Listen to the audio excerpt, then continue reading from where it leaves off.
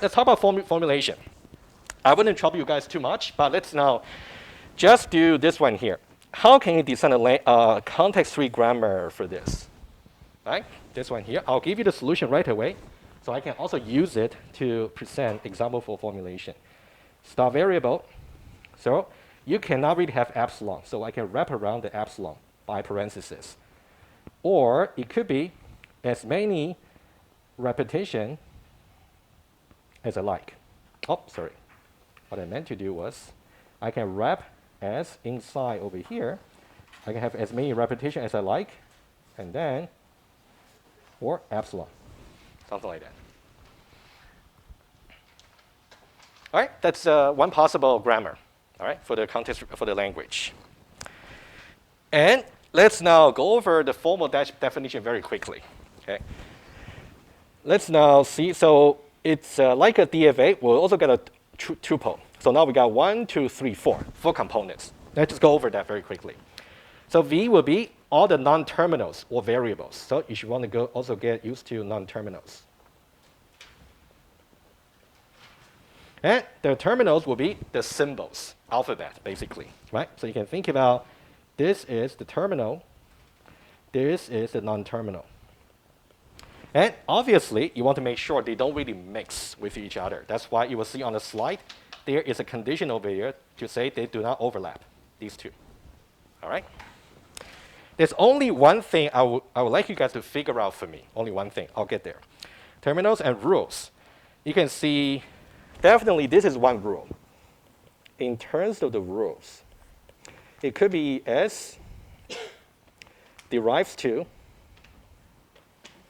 this. Or it could be this derives to SS, right? So these are two example rules. And let's take a look a little bit more closely. Apparently, this particular one, both are just variables or non-terminals. This one over here is more like a mix of the non-terminal and terminal, right? Mix of terminal and non-terminals. So now if we want to formulate what a rule can really look like in general, we definitely should take this as a general form to be more accommodating, as opposed to saying it can only contain variables, right? Sometimes you might have some rule which contains only terminal, for example, epsilon. That's also one example. But, so here's my question for you. How do we say formally the set of rules? It's going to be a subset, meaning that we don't have that many, only the ones that are necessary. And the rule is going to be of the following form. V here is a variable, like S. A variable, or non-terminal. S over here is interesting. We call that a string. And the string here, as we can observe, it's not just contain variables only or non-terminals only. It will contain a mix of the variables and terminals. How can we specify the condition here to specify what V should be and what S should be? That's my question for you. I can give you the simple one. For V, it should definitely be just a member of V. That one's easy. What about S? What should that be? It would be wrong if you only say S is simply just a member of the variable. It will also be wrong if you say S is a member of the alphabets, the terminal. Both are wrong. They are not complete. But how do we? I give you one alternative. Would it work if I say S or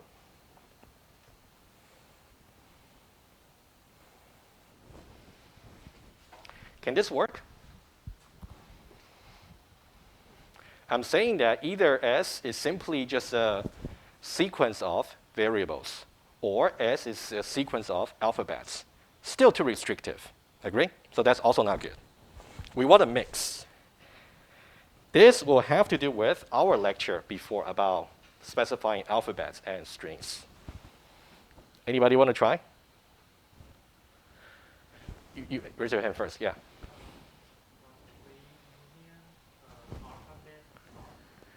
Okay, okay, did you mean V union alphabet? And okay, awesome. I'm pretty sure that's what you guys are thinking. That's good, exactly right. That's the only thing I want you guys to just make sure you can derive, right? That's the only thing. Might look a little bit weird when you look at that. Okay, good.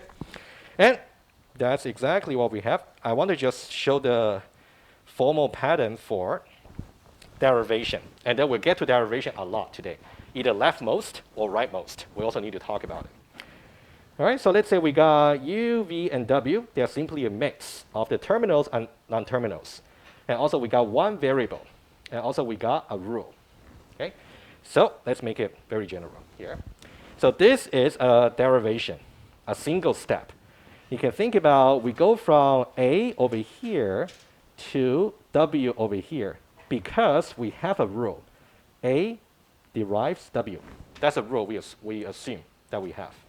And then the left and right, U, V, they don't change. They can just be other mixes of the non-terminal and terminal. However, later on when we talk about leftmost or rightmost derivation, the way you substitute the variable has to follow a particular order, which we'll see.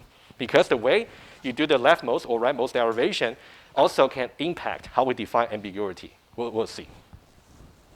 And this will be some special derivation, pretty much like the delta hat, if you remember, like a general extended version of the transition. This is to say, if we start with a string in the beginning, and we can somehow go to another string, this will be valid as far as the CFG that's given is concerned, if either just go with the same. That's kind of trivial. No rule should be applied. And this one here, you go to some intermediate one, and ultimately you go to V, right? Just to make sure you apply the rule for every step. Right? Pretty straightforward. And the final one, I'm just going to review. How can you define, given the grammar, it's a language?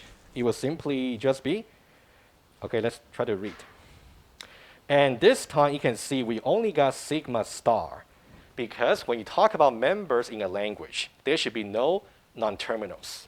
Only terminals. That's a final member in the language. No non-terminals. All right. And this is to say any string that's kind of reachable, I put in the quote, from the star symbol, meaning that you can derive, you can apply as many rules as you need to get to that string. And that string has no non-terminals, and that'll be a member of the language. All right. That's about the formulation. And you will definitely see that on the slides. Okay. Any question about this page? You okay, right? Good. All right, let's move on. And this one here is just about how you can instantiate the formulation. So you can also take a look. You can see the grammar will be all the variables, all the terminals, the rule, which will be here, and also the start variable, which is S. All right, that's also easy. And you can definitely make sure you can draw parse tree, but we're going to draw parse tree, quite many of them today. Okay, so this one here, I just want to mention, this is just another interesting grammar. If you recall from last time, let me bring you to the context. Remember we talked about version number 1 and version number 2. Well, one of the conclusions we made was both versions here are ambiguous, because there will be some string that can have two corresponding, or more than one corresponding parse trees, right? Because you can have more than one semantic interpretations. That's something we want to avoid, for sure. So we can now consider version number 3. All right, over here. For those of you who may have taken 2001, this might be quite ringing the bell, right? There might be something you have seen before, possibly. But anyway, so let's take a look. This string over here is something we mentioned last time, which can be used to prove that version 1 and version 2 are ambiguous. But this one over here now has only a unique parse tree. Okay? So what I want to point out, this grammar, we're still going to use the same grammar to do the leftmost and rightmost derivation today. So For this one here, I'll leave one thing as exercise for you. Exercise will be for you to draw the parse tree, which is rather simple. But we're going to see still several examples that will be very similar. Draw the parse tree, unique parse tree. But for now, I want to point out one thing to you as you study later. You want to notice the following. You can see we start with expression over here, and we no longer put plus and multiply under the same variable. That's the key to make it not ambiguous. Because now you can see the plus and the multiply are at different level, meaning that they got different precedences. One has higher, one's higher than the other. What you want to notice is this. Over here and over here. And different precedence. And of course, it kind of depends on the language you want to actually implement. Of course, our normal notion about multiplication and plus would be multiplication should have a higher precedence, right? It should be evaluated first. That's why we somehow put to say if you actually got a mix of the plus and the multiply, you have to make sure plus is done later before you actually can derive maybe the expression into term and also turn into multiplication, right? That's kind of the insight you want to have. Let's say we have another language. And if you actually want to somehow swap the precedence of these two, you should know how to do it. All right? So I'll write it down quickly. In this case, expression, the rule expression, and then we got expression over here plus turn. And we know that this expression over here can also be derived to turn, and then it can be derived to turn multiply factor. Turn multiply by factor. So this ensures if you actually want to do plus, you want to make sure you do the left one first, which has multiplication. So that means this will be done first. Right? That's one way you can interpret that. So this one here has higher precedence.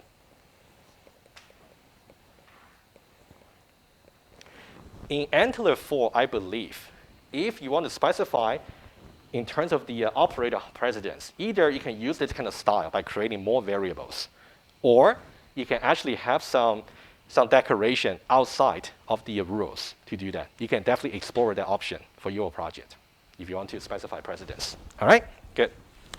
All right, any question about version number 3? That's the only thing I want to mention. All right, guys, here is a question for discussion. All right, we only take 3 minutes. I want you guys to look at this grammar over here. And of course, we haven't really formally defined what it really means to be ambiguous. But very easy.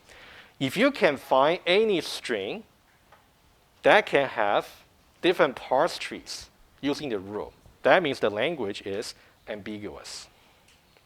Based on this, can you see whether or not this grammar is ambiguous?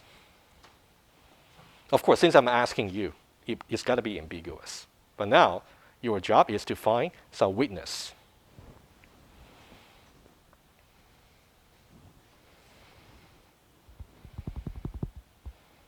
Before I point to Henry, I want to see if anybody, before I have to point to Henry, because he's so eager to let us know, which is good. You want to say? Yeah, go ahead, please. Well, if you stop after the statement in the first part, yes, and there's still an else after that, like there's no way if an EXPR then statement, then you satisfied one. yes. And you don't need to keep going to 2, but you could if there's an else there. Okay, that's good. But of course, you're just describing a rule, like alternative. I can tell you the key thing about proving that this grammar is ambiguous is about the second one. Something about the second one. The else. Matthew? I'm assuming we can just take the first option and then stick it right after the else, so we'll have else. So that's second statement and second option. So Mm-hmm. that would be the else statement part, and then be replaced with if expression then statement. Okay, maybe. Let me conclude today just by the following example. this one here. Let me just give you intuition first. We're going to dive into it a little bit more deeply on Tuesday. Okay. If you have a program like this, you say if, then, and then else. It is so-called a dangling else I mentioned in the beginning. You guys should know about dangling else. It's a CS major, okay, dangling else, okay? Why is it called dangling else? This else guy over here is very poor. It can either belong to the if over here, or it can belong to the if over here. It's ambiguous. Somehow, we can have two parse trees to show that. And this example, don't forget, this example was used as a witness to show version 1 and version 2 of the grammar, which we spoke about last week, was ambiguous. But now this grammar here is not ambiguous. That means it's only one way to do leftmost derivation. There will be some question for us to answer a little bit later. Okay, but let's now do that. Maybe you have done this before, but you have not. Let's do it together. Okay. So, and what I'm going to do is I'm going to have leftmost derivation of the input string. And also, at the same time, I'm going to draw the parse tree just to show to you. There will be some observation that's so important for us to conclude at the end. Okay, let's do it all together. Let me start with the start variable. That's always the start, only a single one. Okay, let me use the deeper blue. So we'll start with expression. And the parse tree, the root, will also be expression. Okay, and then in order to derive, since now we talk about leftmost, so the leftmost variable is just expression. And which rule should we choose? We don't have much option. Either we choose this one here or we choose this one. We cannot choose this one because if we choose this one here, somehow you're going to get term multiplied by factor. None of them can be derived back to the plus. That's why you cannot choose it, right? Just understand why you cannot choose it. That's why there's only a unique way to do derivation in this way. Okay? So we're going to choose this one here. Okay? We're going to say expression plus the term. You can think about, okay, I'll do that again. You can think about the term over here eventually is going to be derived into this, eventually. Okay? Just know that. Okay, so we got expression plus the term. Let me have a better highlights. You can think about this one here, correspond to this one here, eventually, right? All right, let's now move on. And now, if I want to do leftmost derivation, the next step must be a unique variable to substitute. I don't have any choice. Should be expression again. The leftmost over here. And that one there is going to be boiled down into, so now, should I go for the plus rule again, or should I go down to term? Should be term, right? Okay. In case you got any question, please just shout to me, in case. Term plus term. So when I say term plus term, I really meant term plus term. Let me give you some look ahead. Given a string, I may ask you to give me the leftmost derivation. Given a parse tree, I may also ask you to give me the corresponding leftmost derivation. That's also possible. Okay? All right, let's now move on. Okay, so the only choice we have is the term. Okay, and then, so now for this term here, we can go for the factor. Right? Factor plus term. So this will be the factor. Right? You can see factor plus term, factor plus term. Okay? And then the factor over here, we can get to a. That's a terminating case, which is nice. So that will be a plus term. Any mistake I made, please let me know. Okay? All right, so now we're going to somehow derive this term over here to a times a, and then we are done. All right, let's do that. Okay, and then we're going to do, and then the leftmost variable is now term. Okay, so term will be maybe term times factor, right? That's what we need. We need a multiplication. So that'll be a plus term multiplied by factor. Term derived into term multiplied by factor. All right? And the next one should be turn, right? Leftmost. All right? What should that be? Well, it's going to be very similar to how we derive this term eventually to A. Very similar. Let's do that for completeness. Okay, so A plus, and the term will be go to factor.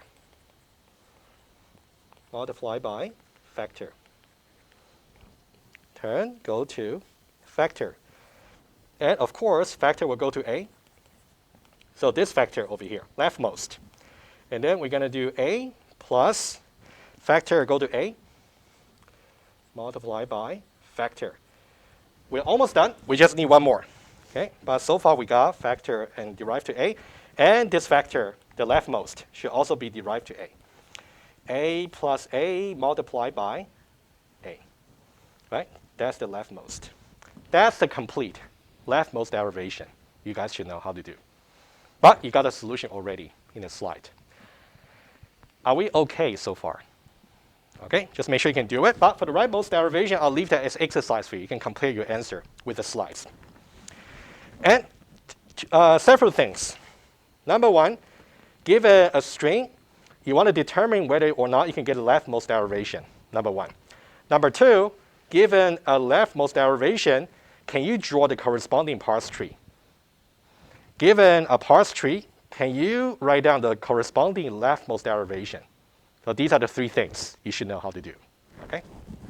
And the order of evaluation is also embedded in the way we do the derivation. Especially you can see here, when we got expression plus turn, you can see plus and then turn. Turn must be evaluated before we can do the plus.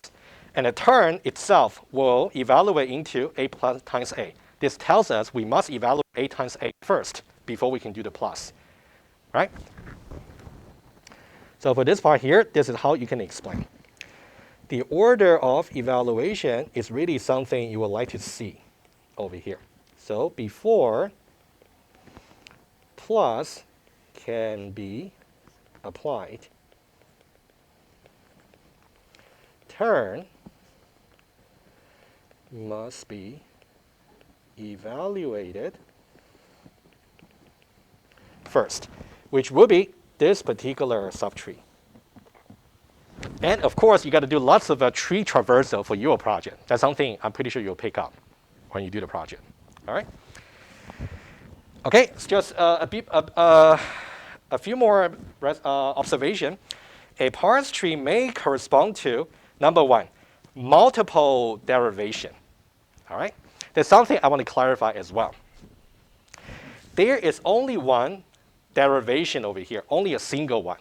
But why did I say a parse tree, for example, here, may correspond to multiple derivations? Can anybody see why? But I only got one here. How can I have multiple? My hints to you. The one I just has written down is the leftmost derivation. Can I easily create other derivation for the same parse tree? Is it possible? Well, it's possible as long as I don't stick to the leftmost rule, right? Okay? I'll just say, for example, I'll sketch the idea for you. Multiple derivation. So let's say, for example, if you look at this one here, look at this line here. I can easily create another derivation by saying, rather than doing the leftmost, but now I decide to do this one here. And then once I got factor, okay, let me be precise. Let's say these three lines. Okay, multiple derivations over here. Let me write it down. Okay, you can think about dot dot dot, and then starting from this. Okay, I have A plus factor multiplied by factor, but I decided to do this one first, which is not leftmost. It's apparently a very valid derivation because I'm still applying valid rule, but just not leftmost. It's not even rightmost because all the previous ones are leftmost. The current one is rightmost. It's a mix, right? Okay, and then I'm going to say A plus factor multiplied by A. And now this time I got only one left. That one there is going to be A plus A multiplied by A. So this is the leftmost derivation. This is not. But we got multiple derivations that correspond to the same parse tree. So that's really what this is really saying. Number one. Number two, in terms of the leftmost derivation, we have no option in each step. So it's going to be unique. That's why you got to be very careful. When I say either derivation without specifying how you substitute the variables versus leftmost derivation, right? That's a key thing to watch out for. Guys, are we okay about this? All right. And there will be some symmetric discussion for the same string, but we can do rightmost derivation and also the parse tree. One thing I can do for you is, since it's the same string and the grammar is not ambiguous, so what we can, okay, let me just try to make sure I copy this tree here. That's something I can do for you. If you try to do the exercise over here, you're going to end up with the same tree. Okay, the same. I want to emphasize that. And for the rightmost derivation, that'll be exercise for you.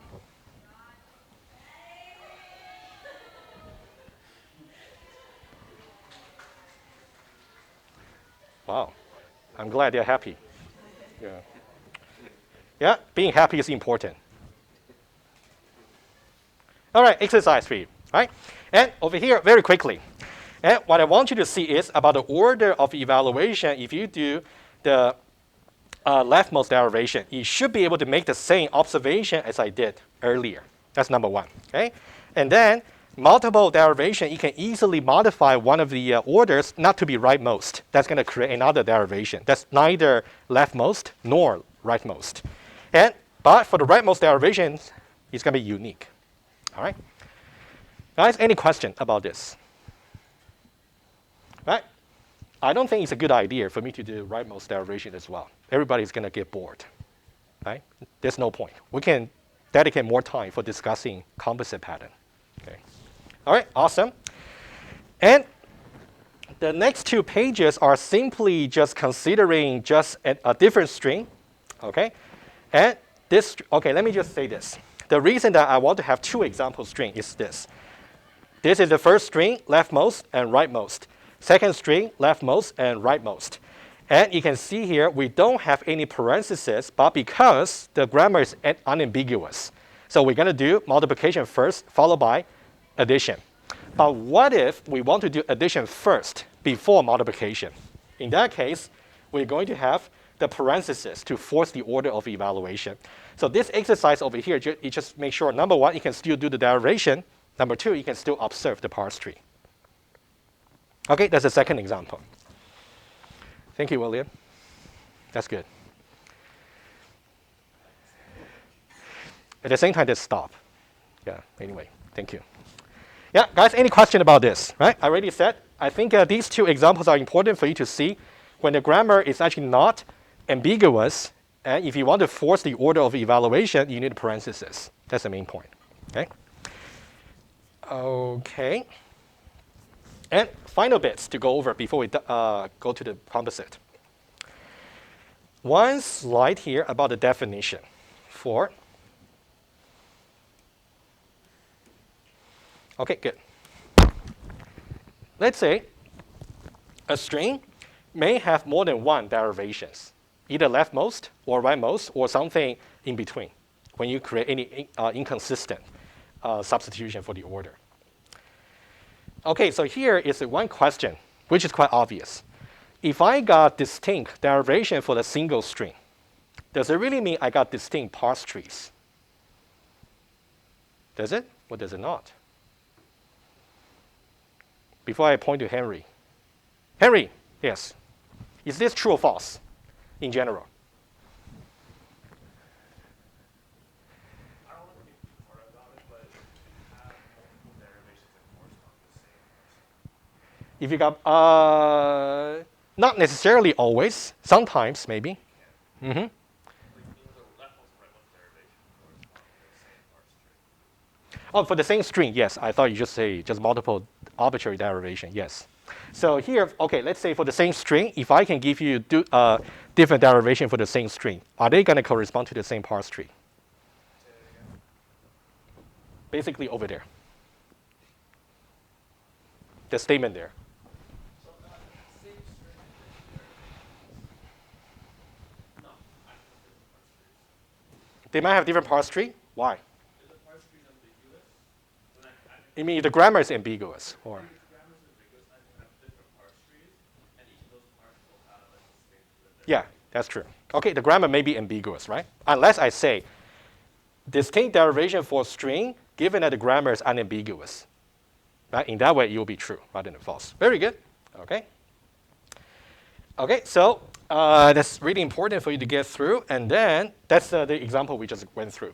In that case, you can see in our case about version number 3, we got leftmost derivation, rightmost derivation. If you look at derivation themselves, they are different because we got different order of substituting the variables. But the parse tree turned out to be the same. All right. And final slide for definition. Okay, what does it really mean when we actually got a grammar that's ambiguous? Okay, so let's say a string can be derived ambiguously from grammar if there is 2 or more distinct parse tree. You got different ways to interpret this. Either you can say the grammar will be ambiguous if you can draw different parse tree for the same string. That's one way. That's one. Equivalently, if you say 2 or more distinct leftmost derivation, that means if you keep substituting the same, if you keep substituting the leftmost variables when you do the derivation, if you still get the same different string, if you still get the same string, in that way, it's actually not ambiguous. Okay. Similarly, for rightmost derivation. All right. And yeah. That's about the definition. Guys, are you okay with this definition here? So important. All right? And don't be too surprised in the quiz or in the exam if I somehow try to ask you something about definition. For example, think about it. What if I simply say the following? You can make a notes. Here, I say a string is derived ambiguously in grammar if okay, think about the following question. I'll put it down on the paper. Think about the following.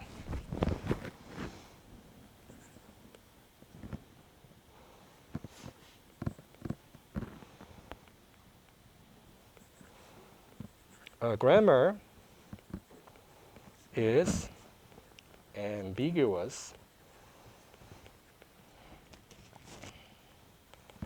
if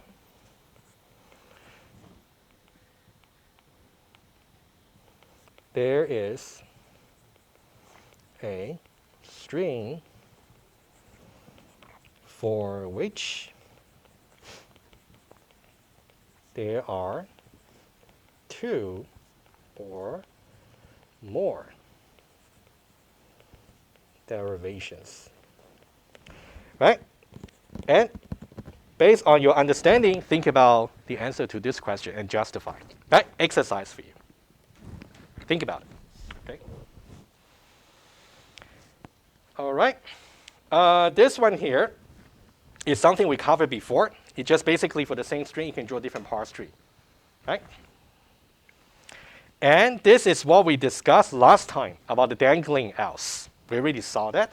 Okay? What I want to point out is just one thing here. I'll show you here. I think this one is tricky enough. So I think you may just want to spend a little bit more time after class to see why you can actually draw 2 different parse trees. Let me explain to you very visually over here. This grammar here, which we looked at the first time last Thursday, briefly. This grammar here is ambiguous because if you look at this particular string, okay, let me go over with the string with you. If some Boolean expression, then there seem to be some nested if. Expression 2, then we do assignment 1, otherwise we do assignment 2. That's the string. it turns out this string is a witness for proving that the grammar is ambiguous, because you may interpret this sentence differently using the parse tree. Here, I'm just using a parse tree. You can also use maybe 2 different leftmost derivations to show it. Okay? Exercise over here, use 2 distinct leftmost derivations to show. That will have the same effects as using the parse tree, right? I'm just linking to what we just said. And in the first interpretation, the else part belongs to the outer if. So we basically say if expression, and then it's going to be this nested if. Otherwise, it's going to be assignment number 2. That's one interpretation, meaning that the else part belongs to the outer if. A second interpretation for the same string by the same grammar will be when the else part belongs to the inner if over here. So here we say if then, and then this part entirely will be the body for the then part, right? So you can see if then else. So the else part really belongs to the inner if. So they are different interpretations. So what you really want to study more closely is, number 1, convince yourself this one here and this one here are indeed different meanings for the same string. Number 2, can you draw the parse tree? Number 3, can you write the leftmost or rightmost derivation accordingly? Okay, that's the first part you want to study the example about. And number 2, the final part, is about how can we fix it? How can we change the rules so that it's not ambiguous anymore? Okay? Magically, this will be the fix. Okay? I wouldn't simply just ask you to memorize this and write it on the exam. That's not the point. Instead, I put a color over here to say, if I want you to compare this one here versus the original one. Put it side by side and try to see why this will be ambiguous, but this will not be. The main thing to pay attention to is to see, here we start with the statement here, and then if we got else, we go back to the statement itself rather than going to here.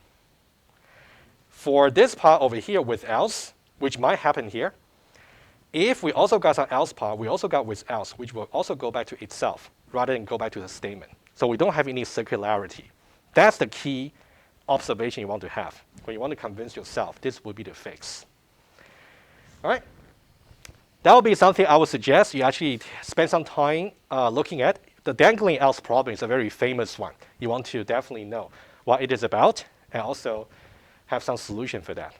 All right? All right, any question so far?